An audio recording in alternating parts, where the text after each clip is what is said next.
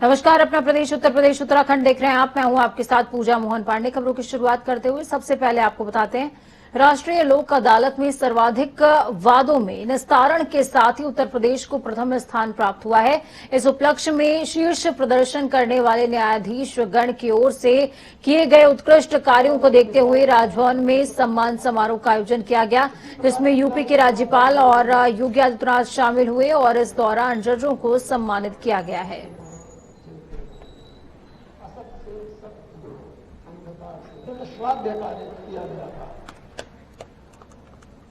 तो कैदी अपनी सजा पूरी कर चुके हैं, लेकिन जेलों के अंदर पड़े हुए। महिला कैदी बीमार पड़ी हुई है, जेलों के अंदर है। और मैं धन्यवाद दूंगा अपने प्रदेश के राज्यपाल महोदय को, जिन्होंने प्रदेश शासन के इस पहल को अपना समर्थन और आशीर्वाद दिया और कार्यक्रम सफलतापूर्वक आगे बढ़ा। भी स्वाधीनता दिवस के अवसर पर जब स्वाधीनता दिवस के अमृत महोत्सव कार्यक्रम में हम सब भाग ले रहे थे, उसकी पूर्व संध्या पर राज्यपाल महोदय के माध्यम से 75 ऐसी महिलाओं को हम लोगों ने, जो बीमार थी या जो अपनी सजा प्राप्त पूरी कर चुकी थी, उन्हें समय से पूर्व रिहा करने के इस कार्यक्रम को तेजी के साथ आगे बढ़ाने का निर्णय लिया और वह सफलतापूर्वक आगे भी बढ़ा। नागरिक और मानव अधिकारों की रक्षा का दायित्व न्यायपालिका का है। हमारे संविधान में निर्माताओं ने स्वतंत्रता, बराबरी और भाईचारे के पहले जस्टिस न्याय का जिक्र किया है। वास्तव में अगर सामाजिक न्याय न हो तो समाज छिन्न भिन्न हो जाएगा। मुख्यमंत्री योगी आदित्यनाथ ने पीजीआई में भर्ती पूर्व मुख्यमंत्री और राज्यपाल कल्याण सिंह को वो देखने के लिए पहुंचे थे। सीएम पीजीआई निदेशक डॉक्टर आर.के. धीमान और परिजनों से कल्याण सिंह के स्वास्थ्य के बारे में जानकारी हासिल करते नजर आए। क्रिटिकल केयर मेडिसिन यूनिट में भर्ती कल्याण सिंह वेंटिलेटर सपोर्ट पर इस समय मौजूद है और उनकी तबीयत काफी ज्यादा नासाज भी है।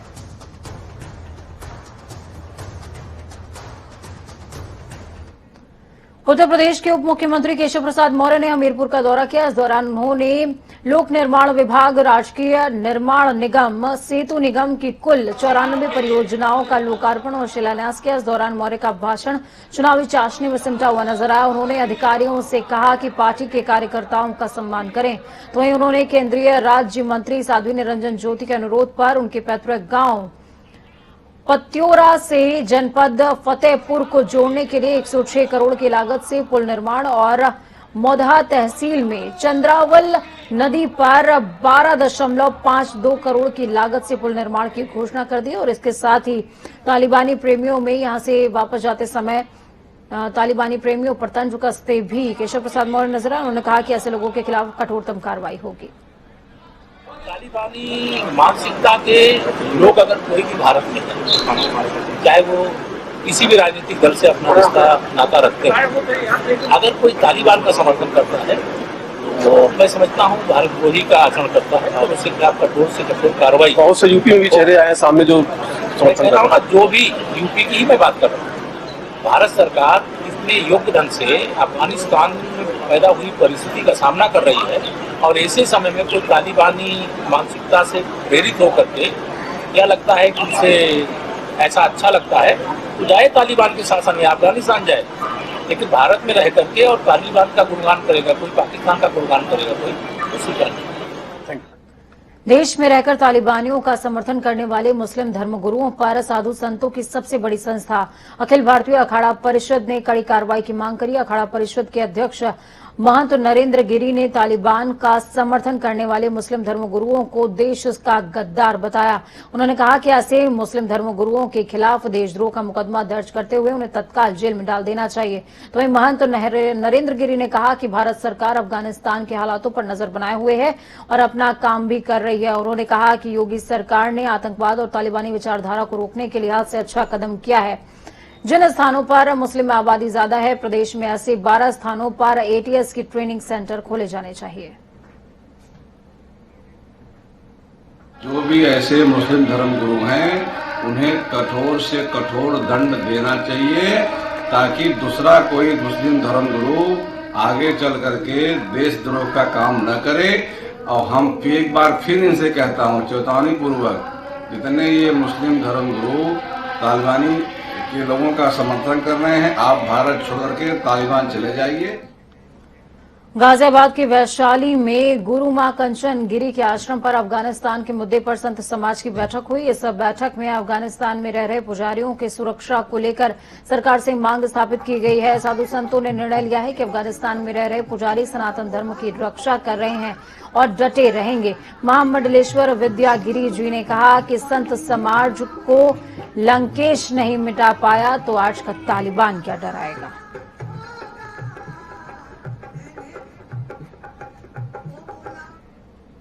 तो वहीं दूसरी तरफ कांग्रेस का जय भारत महाअभियान गुरुवार शुक्रवार को न्याय पंचायत से जिला पंचायत से लेकर के ब्लॉक जनपद स्तर पर चलाया गया।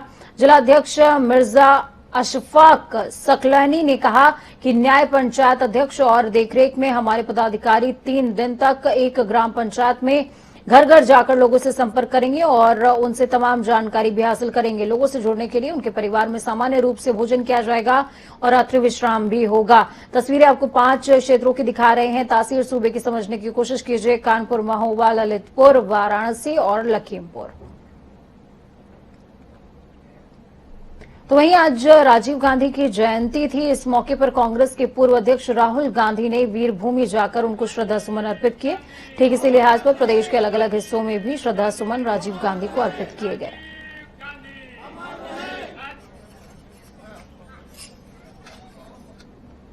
बलिया में आयोजित प्रबुद्ध वर्ग संगोष्ठी में बहुजन समाज पार्टी के राष्ट्रीय महासचिव और राज्यसभा सांसद सतीश चंद्र मिश्रा ने ब्राह्मण वोटों को सहेजने की कोशिश करी है। प्रदेश सरकार पर ब्राह्मणों को टारगेट करने का आरोप लगाया। सतीश चंद्र मिश्रा ने ब्राह्मणों को बसपा के पक्ष में जुटने की अपील करी। ब्राह्मण प्रतिनिधियों से संवाद किया और बसपा सरकार में ब्राह्मणों की भागीदारी को और कामों को गिनाया। बलिया के भृगु आश्रम में आयोजित कार्यक्रम में सतीश मिश्रा ने कहा कि विधानसभा चुनाव में बसपा अपने बलबूते जनता के बीच जाएगी। इस दौरान सतीश चंद्र मिश्रा ने बिकरू कांड पर बनी जांच समिति पर भी सवालिया निशान लगा दिए।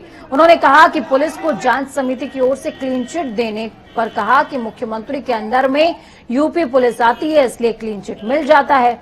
सतीश चंद्र मिश्रा ने कहा हमारी सरकार आएगी, दोबारा जांच करवाएंगे।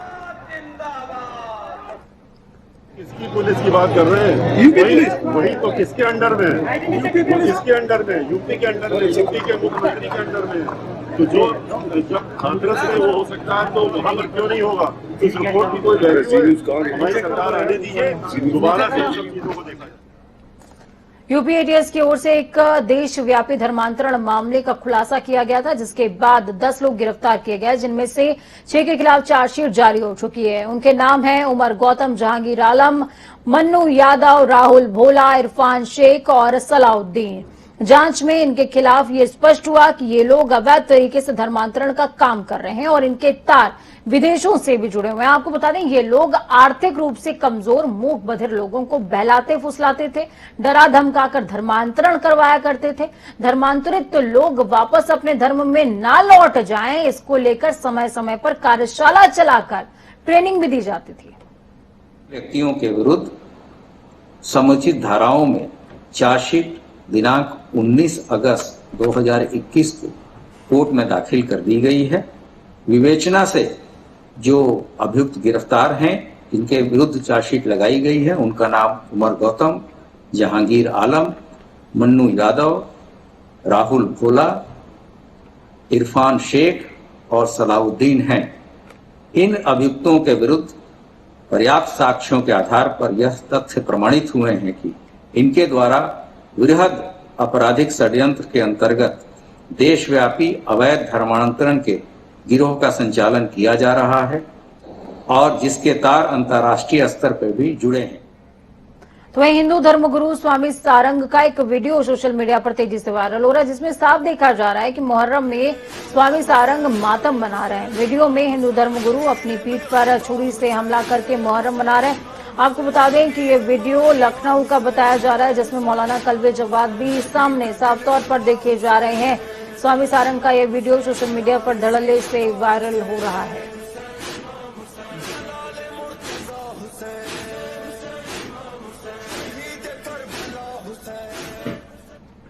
मुख्यमंत्री योगी आदित्यनाथ ने प्रदेश में कोविड की बेहतरी हुई स्थिति को देखते हुए प्रदेश व्यापी साप्ताहिक बंदी की व्यवस्था को फिलहाल के लिए समाप्त करने के आदेश दे दिए हैं। उन्होंने कहा कि अब ये सभी शहर, बाजार, उद्योग, कारखानों में कोविड काल से पहले भी प्रभावी रही है। साप्ताहिक बंदी की तिथि पर अवकाश लागू किया जाए, इस संबंध में आवश्यक दिशा निर्देश जारी कर दिए जाएं। इसके अलावा उन्होंने कई और दिशा निर्देश भी जारी किए हैं।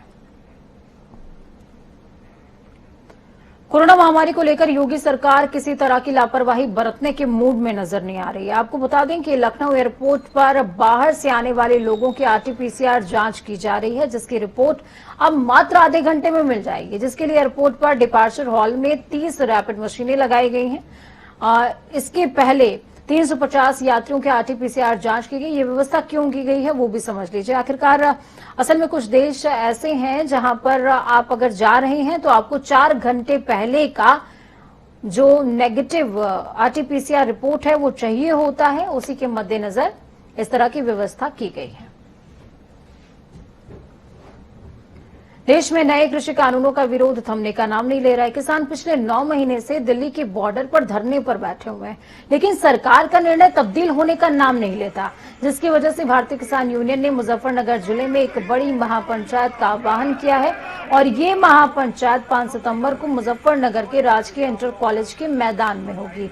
भारतीय किसान यूनियन कार्यकर्ता महापंचायत को सफल बनाने के लिए ब्लॉक स्तर पर पंचायत करने में जुट गए हैं। पंचायत में हजारों की संख्या में किसान इकट्ठा हो रहे हैं। भारतीय किसान यूनियन के राष्ट्रीय युवा अध्यक्ष गौरव ने कहा कि ये सरकार किसानों के हित की सरकार नहीं है, ये पूंजीपतियों की सरकार है। हम सरकार को दिखाएंगे कि मुट्ठी भर किसान हम नहीं हैं।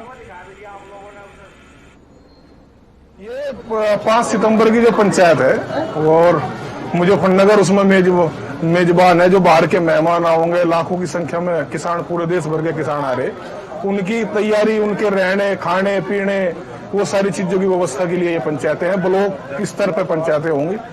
आज मोरना ब्लॉक और जानसठ ब्लॉक दोनों की पंचायतें आज हैं। बड़ी ऐतिहासिक पंचायत 5 सितंबर की है और सरकार को वही पंचायत सबक दिखाओगी जो ये कह रहे कि भाई कुछ किसान है, मुट्ठी भर किसान है, चंद किसान है।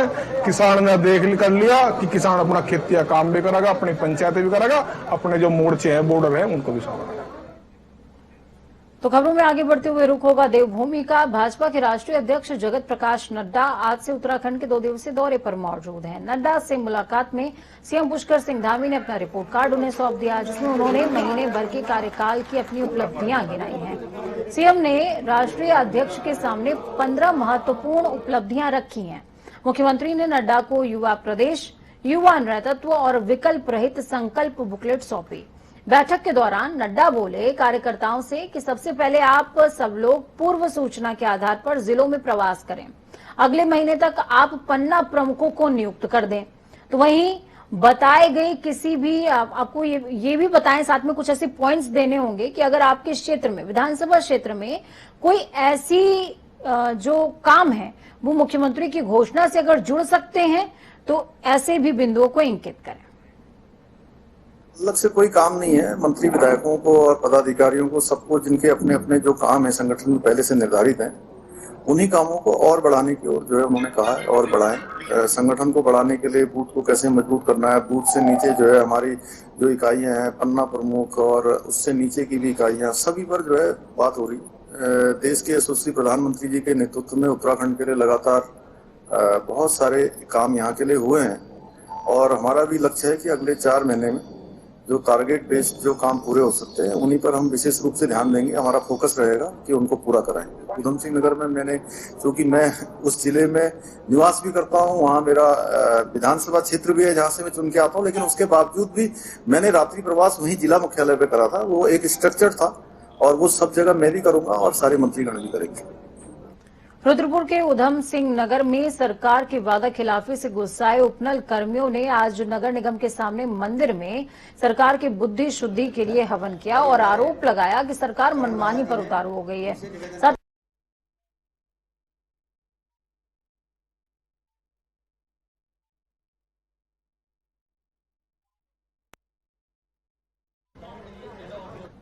उतारू हो गई है। साथ ही चेतावनी दी है कि आने वाले विधानसभा चुनावों में भाजपा को इसकी कीमत चुकानी पड़ेगी।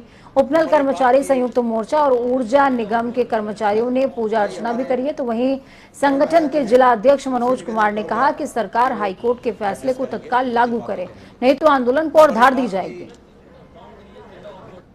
जो गैस सिलेंडर कांग्रेस के समय में 400 450 रुपए के आसपास हुआ करता था और तब उनके केंद्रीय नेता सड़कों पर सिलेंडर लेकर बैठते थे, छाती पीटते थे, हाय हाय हाय हाय महंगाई, और आज उन्हें ये आवाज।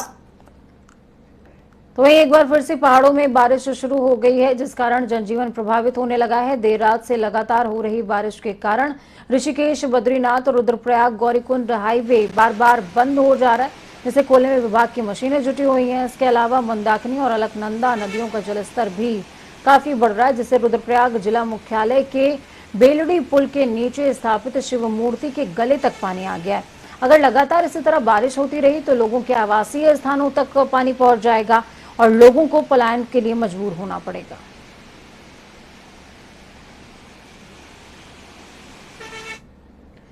गंगोत्री धाम में देवस्थानम बोर्ड के खिलाफ तीर्थ पुरोहितों का धरना 68वें दिन और क्रमिक अनशन 49वें दिन भी लगातार जारी है।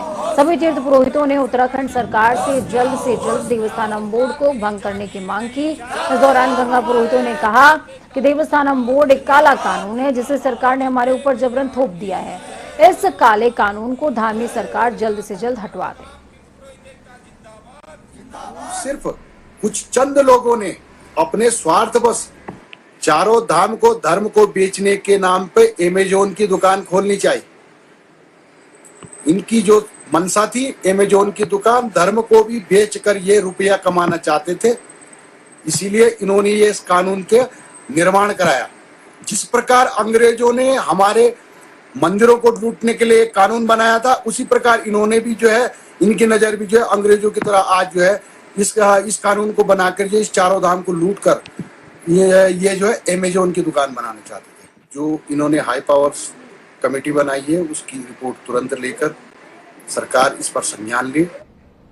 रुद्रपुर के उधम सिंह नगर में सरकार की वादा खिलाफी से गुस्साए उपनल कर्मियों ने आज नगर निगम के सामने मंदिर में सरकार की बुद्धि शुद्धि के लिए हवन किया और आरोप लगाया कि सरकार मनमानी पर उतारू हो गई है। साथ ही चेतावनी दी है कि आने वाले विधानसभा चुनावों में भाजपा को इसकी कीमत जरूर चुकानी पड़ेगी। उपनल कर्मचारी संयुक्त मोर्चा और ऊर्जा निगम के कर्मचारियों ने पूजा अर्चना भी इस दौरान की है। संगठन के जिला अध्यक्ष मनोज कुमार ने कहा कि सरकार हाईकोर्ट के फैसले को तत्काल प्रभाव से लागू करे, वरना आंदोलन को और धार दी जाएगी।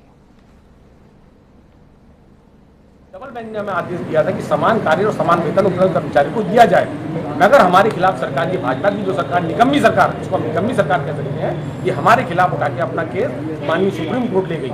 सुप्रीम कोर्ट ले जाने के बाद हमारे जो अल्पवेतन कर्मचारी, हमारे जितने भाई हैं, हम अपना 100-200 रुपए इकट्ठा करने के बाद हम सुप्रीम कोर्ट में लड़ाई लड़ रहे हैं, मगर भाजपा सरकार ने अपने वहाँ कोई कार्य खड़े नहीं किए, जिससे हम उनके साथ बहस करते हैं। मैं आपके चैनल के माध्यम से आज बताना चाहता हूँ कि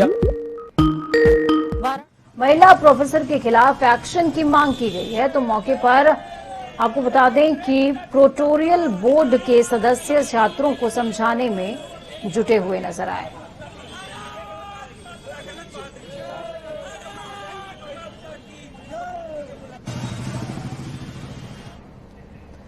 रामनगर में पेट्रोल टैंकर में अवैध रूप से छिपाकर पहाड़ों से लाया जा रहा लीसा वन विभाग की टीम ने पकड़ लिया। पकड़ा गया लीसा 400 टन से ज्यादा रहा, जिसकी कीमत 2 लाख रुपए, माफ कीजिएगा 3 लाख रुपए आकी जा रही है। वन विभाग ने 2 आरोपियों को भी हिरासत में लिया है। तो वहीं शुक्रवार की सुबह वन विभाग कोसी रेंज के वन कर्मचारियों ने मोहान फॉरेस्ट गेट पर चेकिंग के दौरान एक पेट्रोल टैंकर को रोकते हुए उसकी जांच की।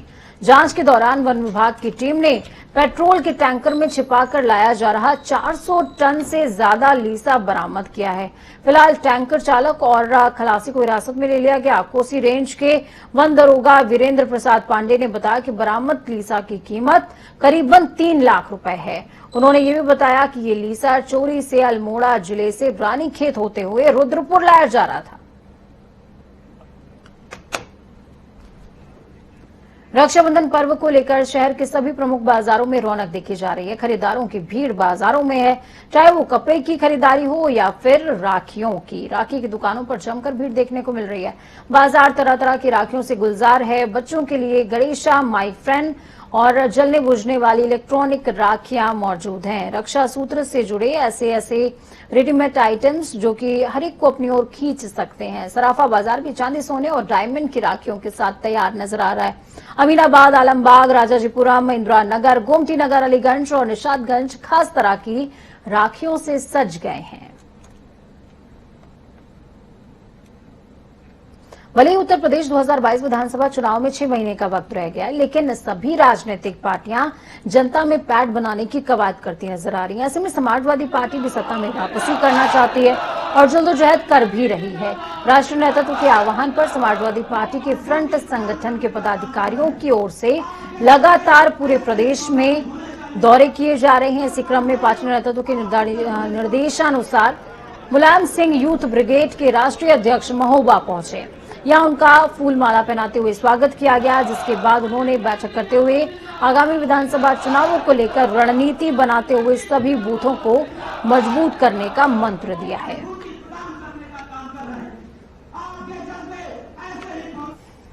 यूपी के फतेहपुर जिले के जहानाबाद थाना क्षेत्र के कलाना मोहल्ले में महिलाओं ने ग्रामीणों के साथ सरकारी देशी शराब की दुकान पर बोर्ड उखाड़कर फेंक दिया और शराब की दुकान को बंद करा दिया। महिलाओं का आरोप है कि शराब की दुकान खुलने से पूरा गांव बर्बाद हो जाएगा और महिलाओं को आने जाने में सबसे ज्यादा दिक्कतों का सामना करना पड़ेगा। हालांकि इस पूरे मामले में अधिकारी कुछ भी कहने से कतराते नजर आए। महिलाओं ने विरोध प्रदर्शन किया, कस्बे से दुकान हटाते हुए अन्य जगह खोले जाने की मांग की है।